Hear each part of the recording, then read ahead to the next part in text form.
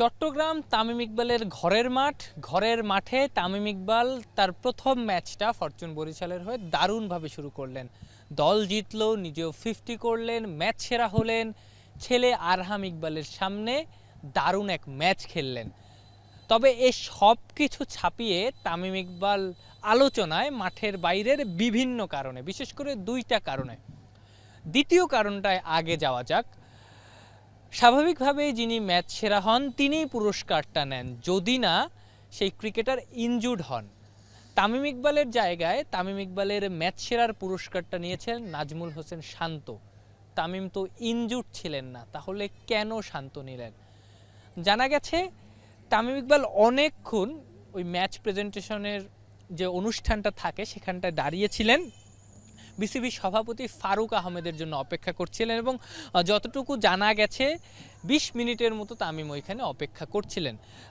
BCB সভাপতি ওই 20 minute সময়ও না আসায় পরবর্তীতে তামিম ইকবাল এক প্রকার বিরক্ত হয়েই পুরস্কার নিতে আর যাননি, তামিমের জায়গায় শান্ত পুরস্কার নিয়েছেন।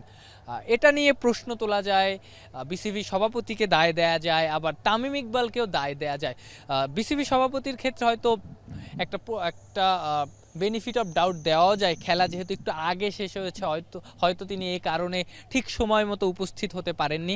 তামিম ইকবালকেও ওইভাবে দোষারোপ করার সুযোগ নাই। তবে চাইলে প্রশ্ন তোলা যায় যে একজন ক্রিকেটার যেহেতু ম্যান অফ দ্য ম্যাচ হয়েছেন, তার ওই বিরক্তিটা একটু পাশ কাটিয়ে রেখে, এত বড় একজন ক্রিকেটার, এত সিনিয়র একজন ক্রিকেটার, প্রায় 20 বছর তিনি স্বীকৃত ক্রিকেট খেলছেন, তো তার মতন একজন ক্রিকেটারের কাছ থেকে এই জিনিসটা না আসাটাই বেটার ছিল। পাশাপাশি আর একটা ব্যাপার, সেটা যে কোনো মানুষ বলবেন তামিম ইকবাল যেটা করেছেন একজন সিনিয়র ক্রিকেটার হিসেবে সেটা কখনোই কাম্য না। তার এবং সাব্বিরের মধ্যে ম্যাচে একটা ইনসিডেন্ট ঘটেছে, বলা যায় এক প্রকার তামিমের কাছ থেকে এই ইনসিডেন্টটা ঘটেছে। হয়তো অনেকেই আসলে জানেন যে ঘটনাটা আসলে কি ঘটেছে।